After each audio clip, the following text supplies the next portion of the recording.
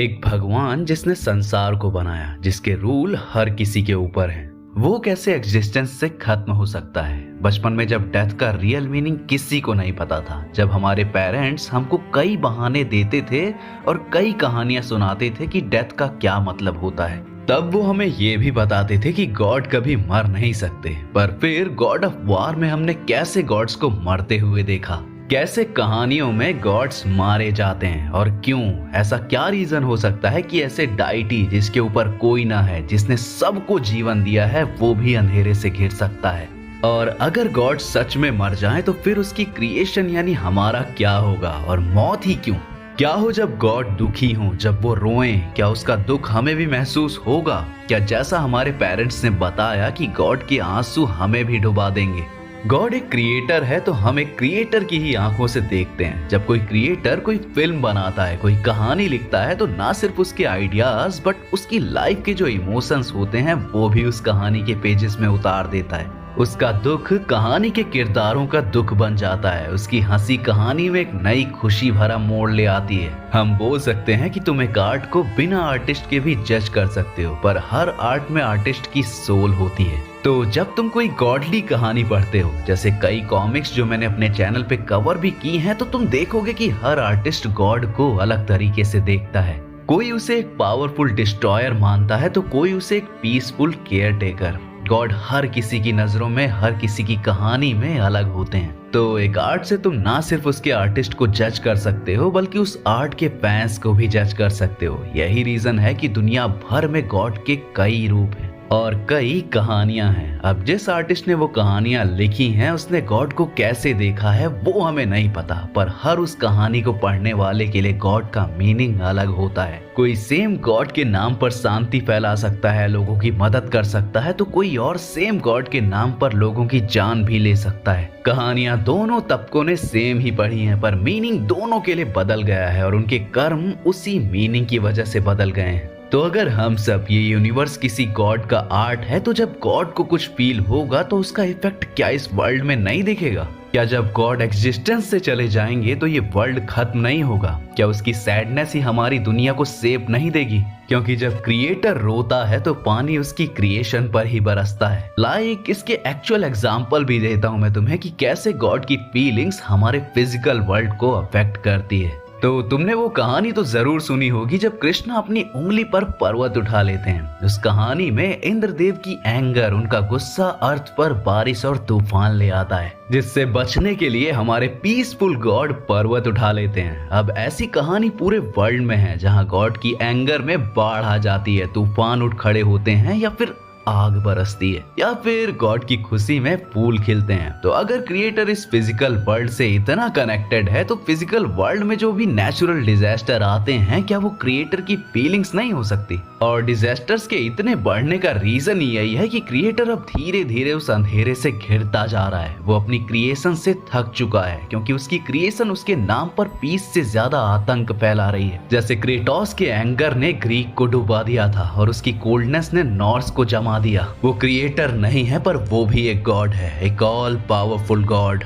अब तुम बोल सकते हो कि ये विज्ञान से दूर की बात है। हर डिजास्टर की कहानी, उसका रीजन हमारे पास ऑलरेडी है। गॉड एग्जिस्ट नहीं करता, नेचर और इंसान रीजन है हर तबाही के पीछे, और मैं भी यही मानता हूँ। मैंने इस वीडियो में अब तक कई फिक्शनल कहानियों पर बात की, क्योंकि उन फिक्शन में गॉड्स को हम फिजिकली वो सब करते देखते हैं जो हमने दुनिया भर की एक्चुअल गॉड की कहानियों में करते सुना है। पर बात ये है कि मैंने कई बार गॉड को क्रिएटर भी बुलाया है, क्योंकि ये वीडियो कभी एक्चुअल गॉड के बारे में था ही नहीं। ये वीडियो था उस गॉड के बारे में जिसको हम इंसानों ने क्रिएट किया है, होप के लिए, एक सोसाइटी के लिए और हमारे ग्रुप्स के लिए। हमने जिन गॉड्स को क्रिएट किया है वो गॉड अभी रो रहा है, क्योंकि हमने चाहे कहानियों में सुना हो कि गॉड की एंगर की वजह से बारिश आती है, पर असल में उसके पीछे एक दुख होता है। क्योंकि तुम एंगर में नहीं रोते हो, तुम दुख में रोते हो। मूवीज और कहानियों ने कई बार हमें दिखाया है कि हर सैड सीन में बारिश का होना जरूरी है। अब उन सीन्स में भी गुस्सा होता है, चाहे वो ब्रेकअप का गुस्सा हो या तुमने कुछ मिस्टेक की हो उसका गुस्सा। एंगर वहां होती है, पर बारिश जिस चीज को हमारे सामने लाती है वो है दुख। तो जिन गॉड्स को इंसानों ने क्रिएट किया है वो अभी डिस्पेयर में है, वो अभी दुख में है, क्योंकि वो एग्जिस्टेंस से गायब हो रहा है। और उसके गायब होने के साथ ही हमारी दुनिया में भी डिस्पेयर बढ़ता जा रहा है। और ये ले आता है मुझे फिर से मेरे फर्स्ट पॉइंट पे। गॉड का मीनिंग हर किसी की लाइफ में अलग है, पर गॉड के नाम पर धंधा करने वाले, गॉड के नाम पर दूसरों को टॉर्चर करने वाले, गॉड के नाम पर एक दूसरे से नफरत फैलाने वाले, गॉड के नाम पर इनोसेंट लोगों को मार देने वाले, आतंक फैलाने वाले बहुत हैं। पर उसी गॉड के नाम पर अच्छा करने वाले बहुत कम, क्योंकि अच्छा करने से खुद को कोई फायदा नहीं मिलता। तो जिस गॉड को इंसानों ने क्रिएट किया है वो भी हर दिन एक नए टुकड़े में टूट रहा है,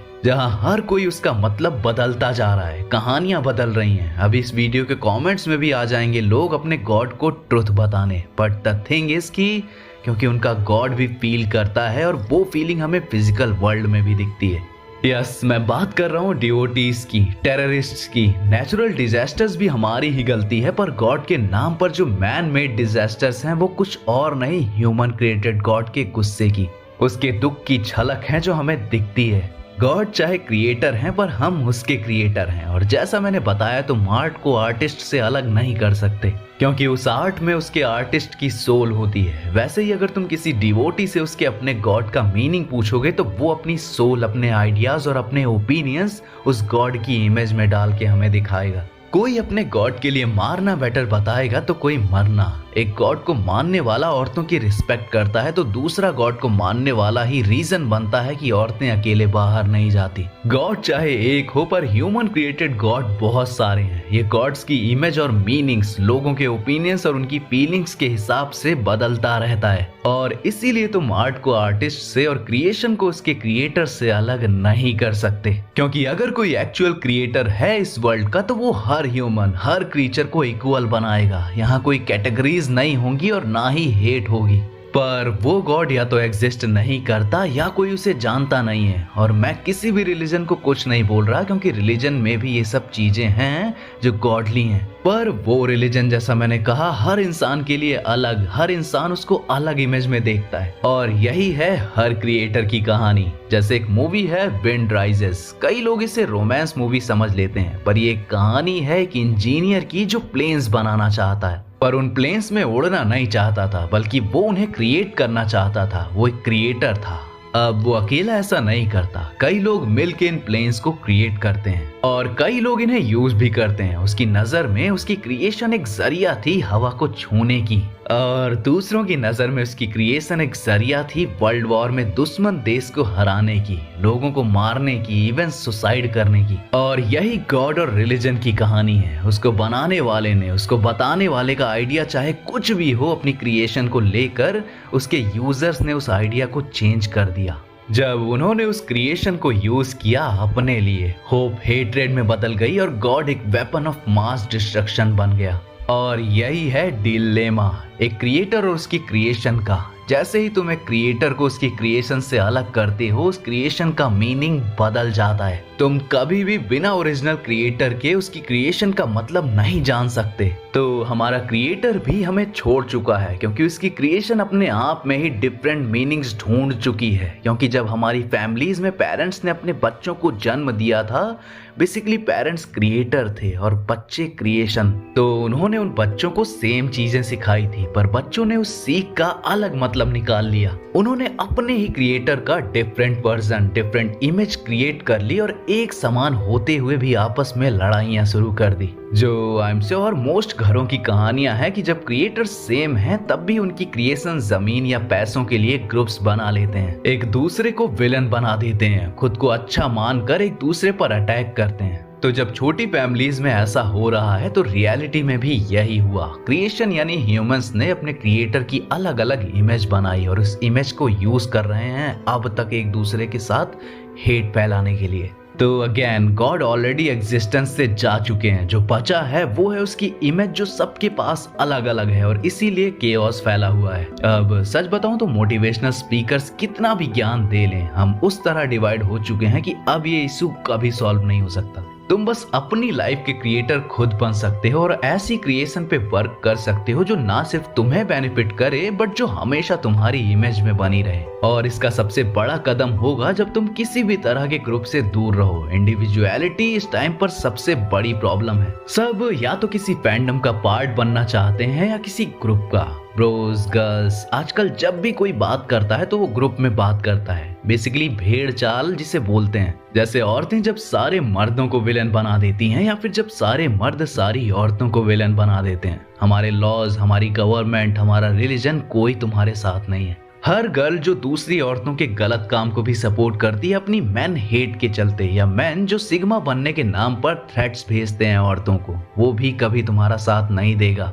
तुम जब तक ग्रुप्स में रहोगे तब तक ना तुम कुछ क्रिएट कर पाओगे और ना तुम्हारी लाइफ आगे जाएगी। तो एक दूसरे को ग्रुप्स में या कैटेगरीज में या जेंडर में ना देखकर इंसान की तरह देखो, and may be then at least तुम एक्स्ट्रा बोझ तो नहीं बनोगे इस वर्ल्ड में जो ऑलरेडी डूबता जा रहा है। बाकी तो ये थी कहानी कि कैसे बिना क्रिएटर के कोई भी क्रिएशन अधूरी है। गॉड ऑलरेडी एग्जिस्टेंस से जा चुका है क्योंकि अगर गॉड होता तो वो एक होता, पर उसे भी ग्रुप्स और कैटेगरीज में बांट दिया गया है। तो अब तुम अपनी ही लाइफ के गॉड हो। तुम जिस गॉड की इमेज में बिलीव करते हो, चाहे वो सुपरमैन की इमेज ही क्यों ना हो, वही इमेज डिक्टेट करेगी कि तुम लाइफ को कैसे स्पेंड करते हो। सो अब मुझे नहीं पता कि तुमने इस वीडियो से क्या सीखा, पर फिर भी अगर तुम अभी भी कंफ्यूज हो तो कुछ पॉइंटर्स दे देता हूँ। और हाँ, सब्सक्राइब, शेयर, सपोर्ट, ज्वाइन वगैरह कर लेना, क्योंकि एज अ क्रिएटर ये वीडियोज ही मेरी क्रिएशन है। जिसे तुम किस इमेज में देखते हो वो मैं जानना चाहूंगा, पर और वीडियोस क्रिएट करने के लिए सपोर्ट तो चाहिए ही होगा। तो वो हो गया, तो आते हैं पॉइंटर्स पे। फर्स्ट, हर आर्ट को लोग अलग अलग तरह से देखते हैं, पर उसका ट्रू मीनिंग आर्टिस्ट को ही पता होता है क्योंकि उसकी सोल उस आर्ट में होती है। सेकंड, चाहे तुम कितनी भी बुक्स पढ़ लो, कितना भी ज्ञान ले लो, एक आर्टिस्ट या क्रिएटर की क्रिएशन को तुम फिर भी अपनी ही नजरों से देखोगे, जो हर किसी की नजर से अलग होगी। तो किसी भी क्रिएशन का पूरा सच उसका क्रिएटर ही जानता है, चाहे वो गॉड हो, रिलीजन हो या आर्ट।